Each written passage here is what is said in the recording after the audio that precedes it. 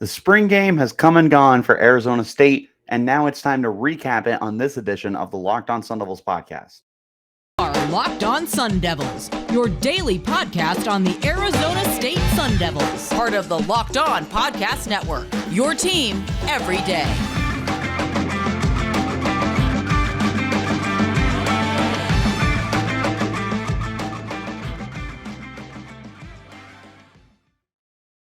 This episode is brought to you by FanDuel Sportsbook, official sportsbook of Locked On. Make every moment more. Visit FanDuel.com/LockedOn today to get started. And welcome back to the Locked On Sun Devils podcast, part of the Locked On Podcast Network, your team every day. Thank you guys, as always, for tuning in, and a special thanks to the everydayers who are here every day.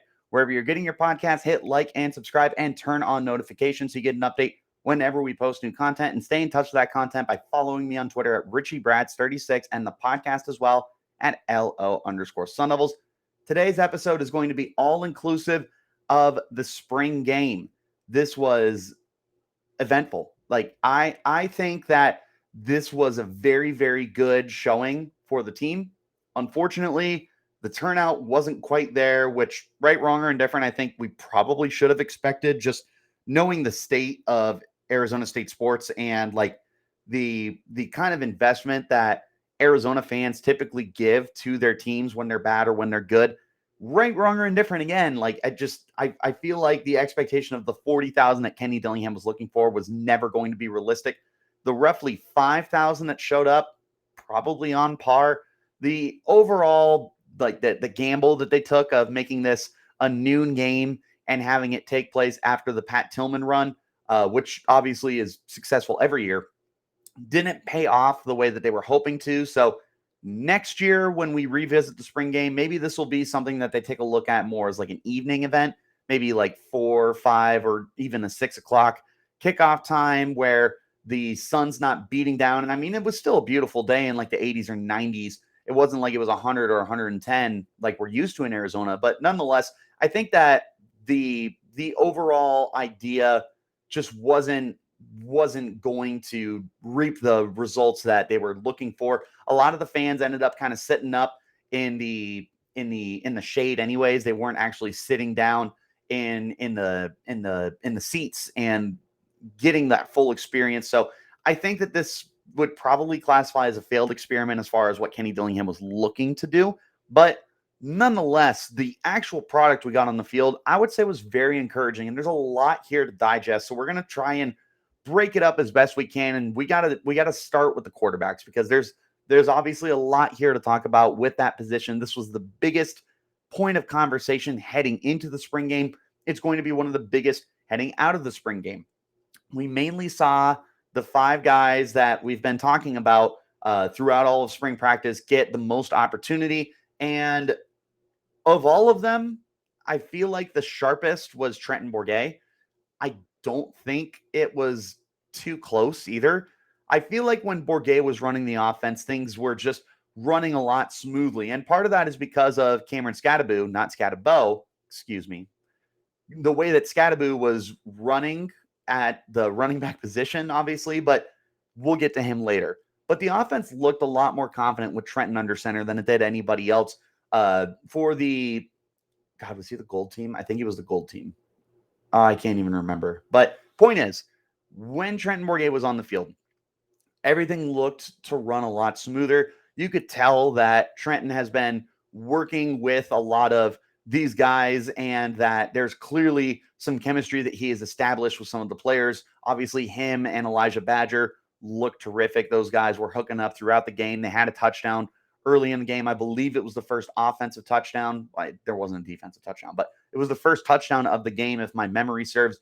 And Bourguet was just dealing. He looked very confident. He looked like the clear runaway favorite at the quarterback spot right now. With that being said, Drew Pyne wasn't that bad either. And looking what Pyne was able to do is he was able to push the ball down the field.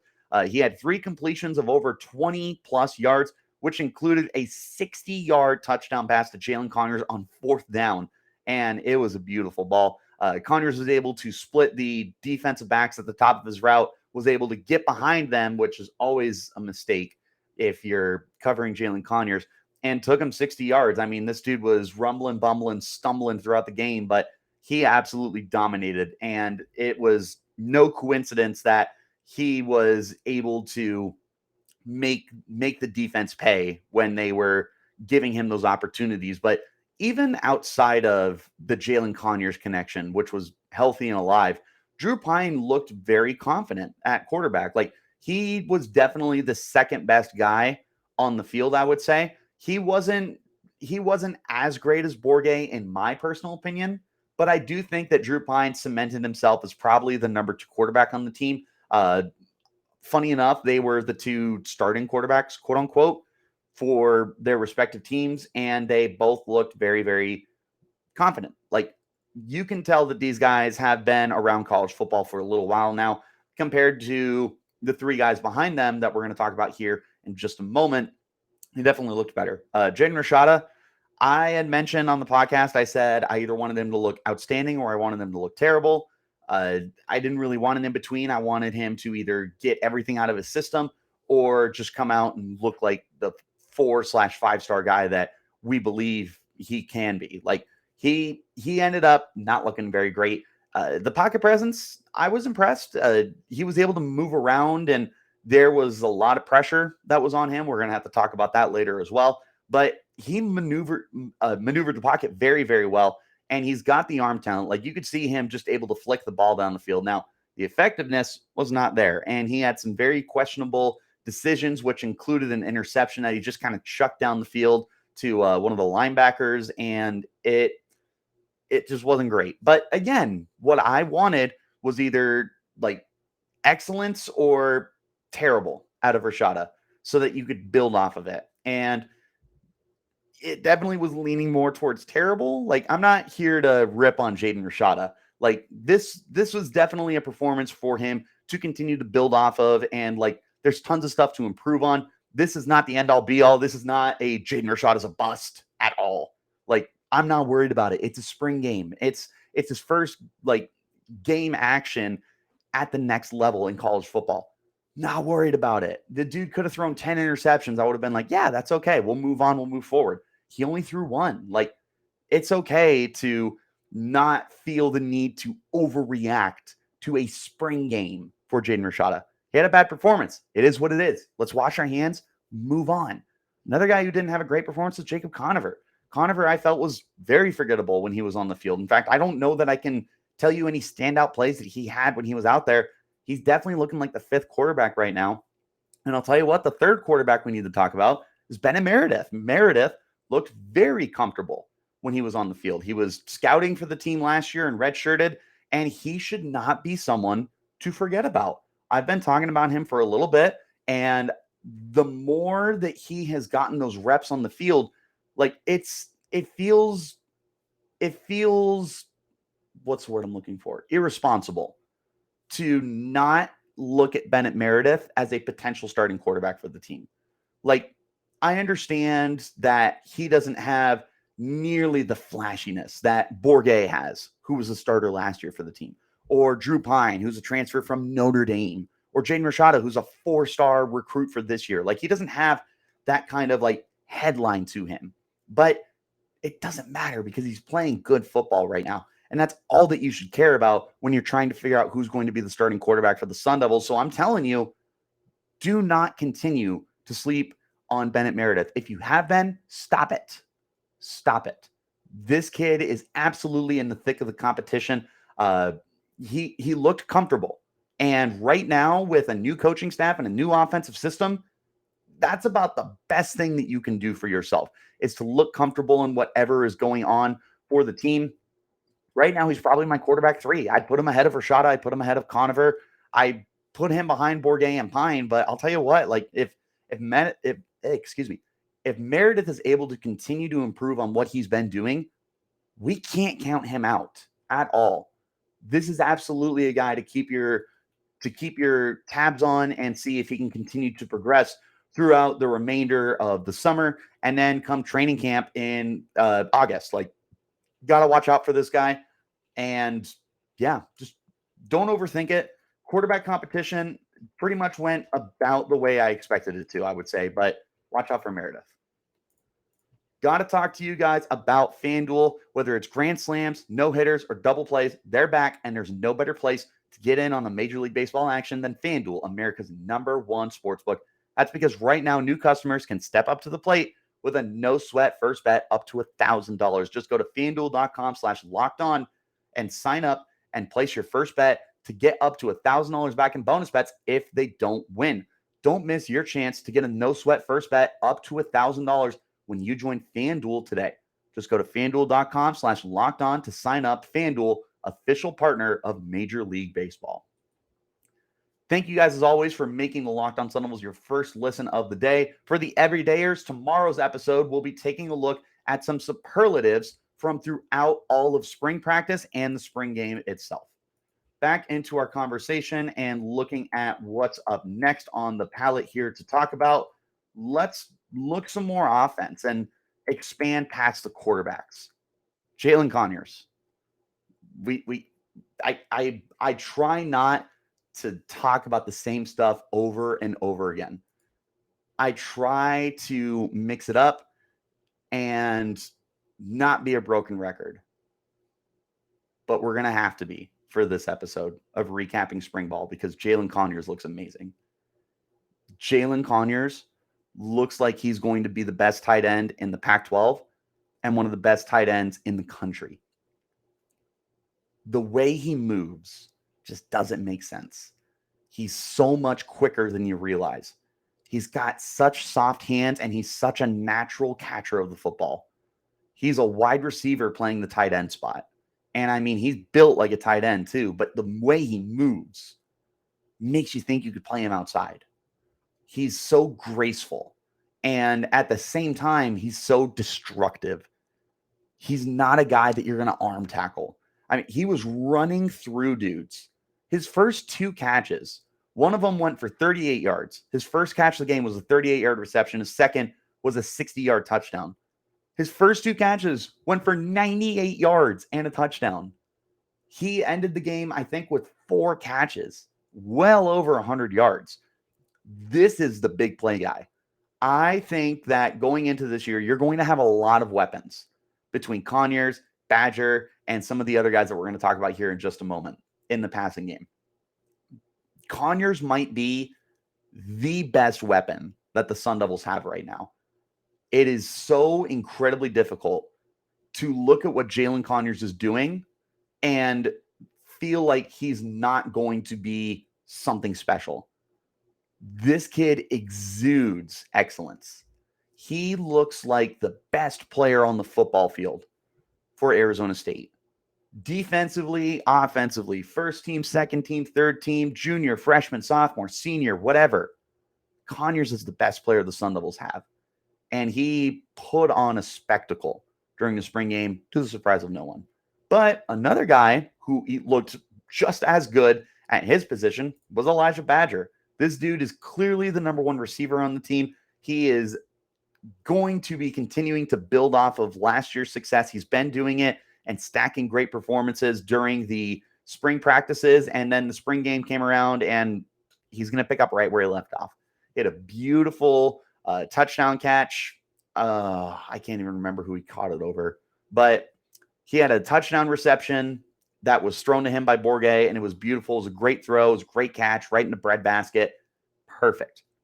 Badger is just dicing guys up right now. He looks so, so good.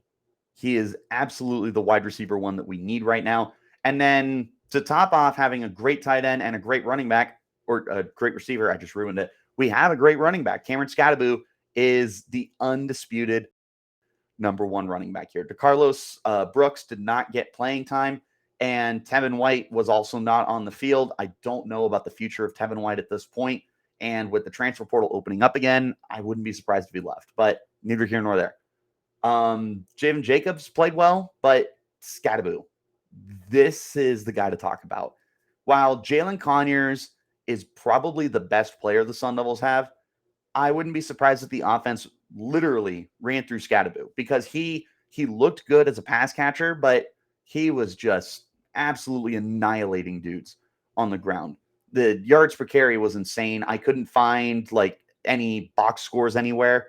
If someone can find a box score, link it to me, please, so I can check it out. I would appreciate that more than you realize. But the way that Skattebo was running, just confident and just looking to hurt people. Like he embraces contact. He's don't get me wrong, he's not looking to run someone over every time. He's looking to make a good run, whether that's a good cut or trucking some dude over, but he's not afraid of contact, and he's not afraid to put you on your you-know-what. Like, this dude's a stud. He had a touchdown run where he was able to cut back across the field. Like, he looks like he's going to be able to help Arizona State keep up their, had chills, keep up their really solid run that they've had at the running back spot with Rachaad White, with X Valladay, and now it looks like Cameron Skattebo should be the next guy in line there to continue that kind of dominance that they've had at the running back spot. There were some other solid performances. I think Mel Constable looked very, very good for the team. Troy Omeire, he had a couple drops. One of them went off his helmet and ended up getting intercepted. I'm not, again, similar to like what I said for Rashada, I'll say for Omeire, is like, let's not overreact to one spring game of like not the best performance in the world. There's time for him to continue to build, and he's one of the most physically gifted receivers that the team has right now. So overall, I thought that your top three guys that stood out were Conyers, Badger, Skattebo. Offensive line's a problem, man. Like, I know I mentioned that Isaiah Glass is probably penciled in as a starter. He should not be. Call a spade a spade. You have 5 open spots on your offensive line right now. I don't feel confident in a single player here. And I expect that Kenny Dillingham is going to be hyper aggressive in the transfer portal to bring in some guys, especially with injuries to like Aaron Frost and Ben Coleman, to make sure that they're able to put their best 5 on the field. Because if they're not able to do that, these quarterbacks are going to be running for their lives. It doesn't matter who is going to be under center. The offensive line just needs to drastically improve right now. It's been something that I've been worried about throughout the spring practices that I've gotten to witness. And I'm not the only one who's going to be telling you this, but right now that offensive line is just not good. Again, call a spade a spade. I'm not necessarily saying that like these guys need to be like completely replaced or have their jobs revoked, but there's work that needs to be done if they want to be able to contend and be a competent unit. Like there's a lot of room for improvement on this offensive line right now. There should not be a single player who should feel safe with their job security right now at the end of spring practice. Again, I anticipate that this is going to be something that Kenny Dillingham attacks heavily in the transfer portal coming up. One more time, thank you guys for making Locked On Sun Devils your first listen of the day. Again, for my everydayers, tomorrow on the show, we're looking at some superlatives from spring practice and the spring game. So make sure that you tune in to the Locked On Sun Devils wherever you get your podcasts. Let's flip the script and look at the defensive side of the ball. The pass rush was alive. There were 5 sacks. To the surprise of no one, BJ Green was absolutely terrorizing the backfield. This dude is going to be so good. Like, he truly looks like he has turned a corner as a pass rusher now that he's dropped the weight and is playing on the edge full time. This is a starter, and this is a guy who I anticipate should be able to lead the Sun Devils in sacks and put up a good total. Like, not the 2.5 that he led the team with last year. I'm thinking at least 6. At least 6 sacks. But the pass rush as a whole looks good. Prince Dorbah played very, very well. He was a good edge rusher and a good run setter for the team. CJ Fite, guy who I'm probably going to end up being incredibly high on, looked good. Like, CJ Fite, I have in my notes here, very simple. Fite is a starter. This is a guy that will be on the football field pretty much at all times. He's unbelievably disruptive. And the way that he's able to tear apart whatever the offense is trying to do from the interior is so vital for the success that the defense has been able to have. CJ Fite has just been one of the most outstanding freshmen the team has had. He might be the most outstanding freshman that the team has had, and looks like a full-time starter. He dominated spring practices, and he continued his performance on Saturday during the spring game. The linebackers looked solid. I don't think there was anything too crazy to take away. Trey Brown, definitely the best linebacker on this team, transfer from Washington State. The secondary, they've got some good playmakers. They were able to reel in 4 interceptions. And of course, Ro Torrence was the guy to watch. He had several pass breakups. He had an interception. He was able to handle his assignments, and he's got that trash talking down. Like, I don't think he's that Richard Sherman kind of trash talker, but I do think that he can get in your head a little bit. And he was able to handle whoever was going up against him pretty handedly. This is certainly one of the best corners that the Sun Devils have had in recent memory. And I mean, consider we've had Chase Lucas and Jack Jones very recently. I think that Torrence might be better than both of them. The potential he has feels sky high with the athleticism and the build that he has. He's going to continue to play as well as he has, and we got something special here. But the competition across from him has looked good too. Alfonso Taylor had a very quietly solid game. He had an interception. I thought he played very well and helped to stand out when you've got to go up against other guys like Ed Woods. Like, he looked really, really good. Jordan Clark, natural stud, had an interception. He's a sure tackler. I don't know what else to say about Jordan Clark that I haven't said a million times. He's going to be one of the most important players for the Sun Devils, whether he starts 0 games or whether he starts 12 or 13. Like, this is a good football player. Showed up again. Surprised with no one. Chris Edmonds, stud. Shamari Simmons, stud. Xavier Alford, stud. The safety position looks very, very good for the Sun Devils. The secondary as a whole looks good for the Sun Devils. But the play of Torrence in particular has me thinking that this is going to be a much improved unit from last year. Finally, Dario Longhetto, the new kicker for the team. I don't think he missed a kick. I think he nailed everything. He had some long field goals. He had some extra points. He looked good. Take it for what it is. Last year, Carter Brown was quality. I'm not going to say that he was like an elite kicker because he wasn't nailing consistent like 40-yard field goals, which, come on. You got to be able to do that at least. But Longhetto, who's been kicking for a handful of years now, definitely looks like he should be able to step in and be as quality as Carter Brown was last year. Hopefully, maybe even a little bit of an upgrade. But overall, the special teams that we were able to see, I'm happy with it, I suppose. Like, they weren't running drills. When punt situations would come up, the returner would do a fair catch. For kicking stuff, like, they did not have like blocking units on the field. So for Longhetto to not miss anything is great. Just keep in mind, it wasn't like there were opportunities for kicks to be blocked or anything like that. So for what it's worth, was really happy with the way that Longhetto was kicking. Hopefully he can continue that. Bottom line, final takeaway here, I suppose I can give you. I think this was a really good performance for the Sun Devils team. For a team that's coming off a 3-9 season and has had as much change as it has had to both the coaching staff and the actual players that are going to be playing on the team, this looks like a team that is more confident in itself in more ways than one and should be able to be a more competitive unit in 2023. I still stand by this is probably a 4-win team right now, but I do feel confident that these guys are going to be much more fun to watch this upcoming year, and that they're going to be able to put a product on the field that makes us proud to call ourselves Sun Devil fans and whatnot. So keep involved as we continue to go through. The transfer portal is opening up again. There's going to be more changes. Expect Sun Devils to leave. Expect more Sun Devils to come in. But no matter what's going on, expect that the Locked On Sun Devils podcast is going to be your number one source for everything you need to know about Sun Devils football, basketball, and otherwise. So wherever you're getting your podcast, hit like and subscribe and turn on those notifications wherever you're getting your podcast. Also, make sure that you follow me on Twitter. You can find me at Richie Brads36 and the podcast as well at LO_Sun Devils. I will see you guys next time. So until then, you keep it locked right here on Locked On Sun Devils.